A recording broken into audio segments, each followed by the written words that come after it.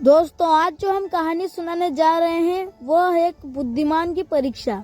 बात उन दिनों की है जब राधे गुप्त की उम्र ढलने लगी थी और उसकी पत्नी का देहांत हो चुका था।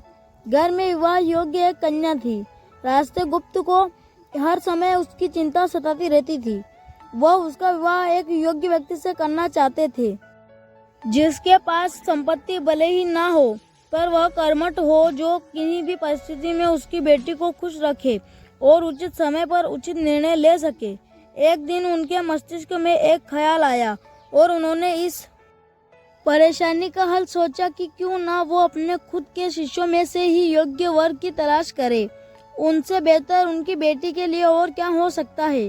इस कार्य के लिए उन्होंने बुद्धिमान की परीक्षा लेने का निर्णय लिया और सभी शिष्यों को एकत्र किया। राधे गुप्त ने सभी से कहा कि वे एक परीक्षा आयोजित करना चाहते हैं जिसमें सभी की बुद्धिमानी का परिचय होगा। उन्होंने सभी से कहा कि उन्हें अपनी पुत्री के विवाह की चिंता है, जिसके लिए उनके पास पर्याप्त धन नहीं है। इसलिए वे चाहते हैं कि उनके शिष्य विवाह में लगने वाली सभी सामग्री कैसे भी करके एकत्र करें, भले उसके लिए उन्हें चोरी का रास्ता चुनना पड़े, लेकिन उन्हें चोरी करता कोई भी देख ना सके। इसी एक शर्त का पालन सभी को करना है। अगले दिन के सभी शिष्य कार्य में जुट गए। रोजाना कोई न कोई तरह तरह की वस्तुएं चुरा कर लाता और राधा गुप्त को दे देता। राधा गुप्त उन्हें एक विशेष स्थान पर रख देते, क्योंकि परीक्षा के बाद यह सभी वस्तुएं उनके मालिक को वापस करना जरूरी था, क्योंकि वे अपने शिष्यों को सही ज्ञान देना चाहते थे। सभी शिष्य अपने अपने दिमाग से कार्य कर रहे थे, लेकिन इनमें से एक चुपचाप गुरुकुल में बैठा हुआ था, जिसका नाम रामास्वामी था। वह अपना राधा गुप्त का सबसे करीबी और होनहार छात्र था।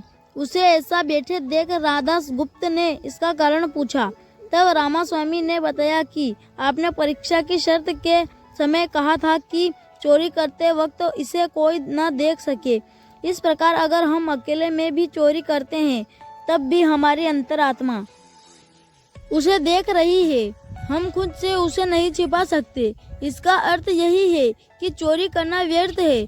उसकी यह बात सुनकर राधा गुप्त के चेहरे पर खुशी छा जाती है। वे उसी वक्त सभी छात्रों को एकत्र करते हैं और पूछते हैं कि आप सब ने जो चोरी की, क्या उसे किसी ने देखा? सभी कहते हैं नहीं। तब राधा गुप्त कहते हैं कि क्या आप अपने अंतर मन से भी चोरी को छिपा सके? तभी को बात समझ आ जाती है और सबका सिर नीचे झुक जाता है, सिवाय रामास्वामी के।